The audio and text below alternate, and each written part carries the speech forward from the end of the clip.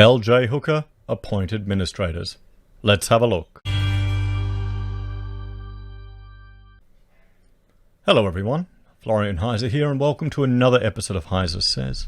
I've got my lunchtime stein of coffee, and I'm looking at an article that's just come out from the Financial Review, sent to me by a viewer, regarding KPMG's appointment as administrators for LJ Hooker. Wow, big move. Now, if you're not familiar with LJ Hooker, let's have a bit of a history lesson and let's have a look at the business. So here we have the LJ Hooker Real Estate. They're real estate agents, and I'm not surprised that they're suffering the pinch of the current economy. But remember, we keep hearing all the property spookers say, inquiries are up, the market's going to improve, it's all good, it's all good. But perhaps this is painting a different picture. So they're a 90-year-old business. They've got 600 offices, 6,000 people, and they're in 6 countries. So let's read through a little bit about them here. Established in 1928, LJ Hooker has grown to become Australia's best-known and most trusted real estate brand, consistently ranked number 1 by Newspoll and Galaxy over the past decade. And I could say, in some ways they are definitely well known. I don't know if anyone trusts a real estate agent, but perhaps some people do. Well, actually, they probably do, to be honest, which is a bit questionable. LJ Hooker has repeatedly won Real Estate Business Australia's Major Network of the Year, Digital Presence of the Year, and Training and Education Program of the Year, among others. LJ Hooker features one of the largest residential and commercial sales and property management networks in the industry, with more than 6,000 sales professionals, property managers, and support team members. LJ Hooker has offices across Australia, New Zealand, China, Indonesia, Papua New Guinea, and Vanuatu. LJ Hooker sold more than Australian $21 billion in real estate last year. $21 billion. Now, just compare that to our tourism industry. Tourism is $60.8 billion of our GDP. LJ Hooker, this one business, or this one network, really, of agents, is equal to a third, the transactions they're doing in real estate, it's equal to a third of our tourism industry. So these are big players. This is a big organization that have just appointed administrators. But then everyone is telling us property always goes up. It's all going to be good.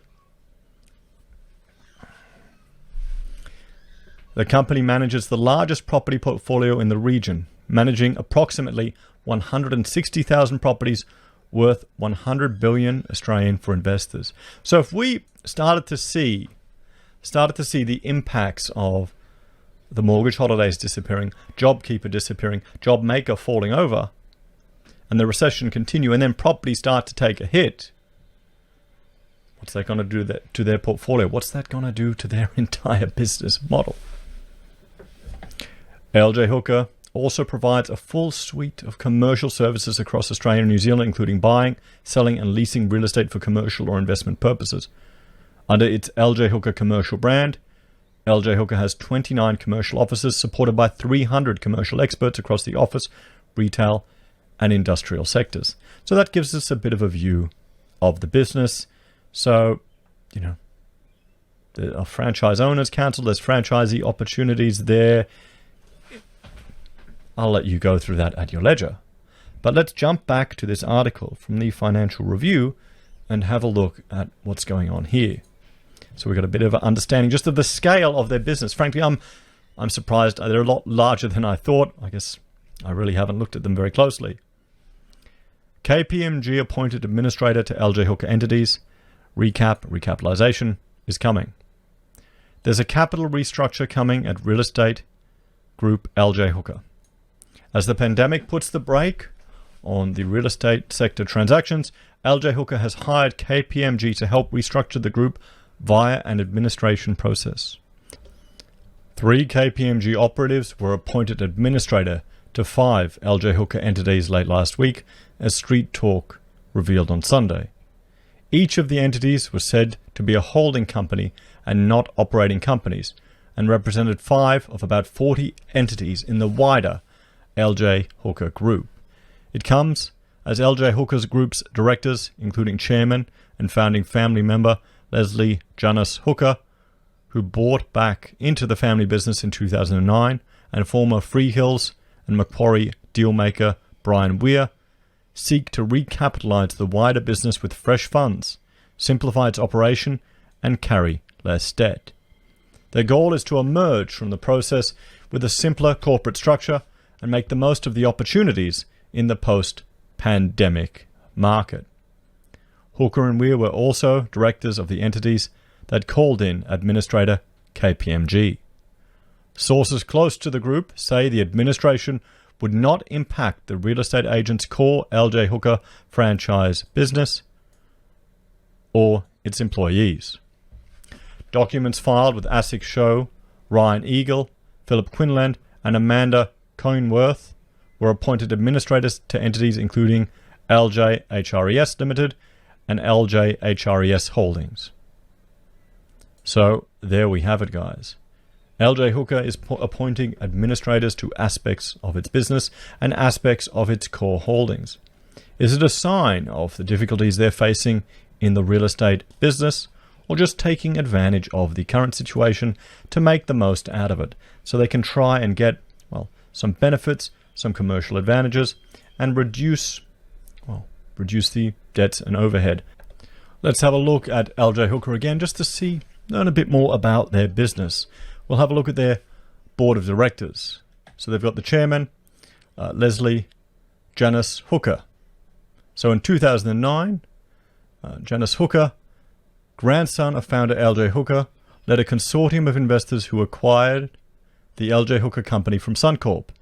In 2015, he consolidated the ownership base to prepare the company for an exciting future, continued market share growth, and to cement its position as Australasia's #1 real estate enterprise.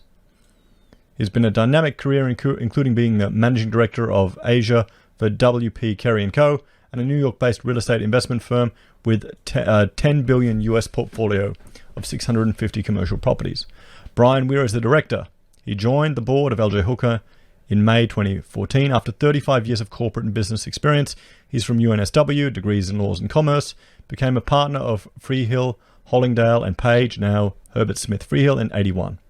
Developed a high-profile commercial practice in Australia, was also given the role of opening and or managing Freehill's representative offices in various interstate and overseas locations, including Perth, Melbourne, Singapore, Jakarta and Vietnam. So they've definitely got some experience there at the top. And here's the LJ Hooker network. So 90 years, 600 offices, 6,000 people, and 6 countries. Established in 28 by Sir Leslie Joseph Hooker, LJ Hooker has grown to become Australia's best-known real estate brand.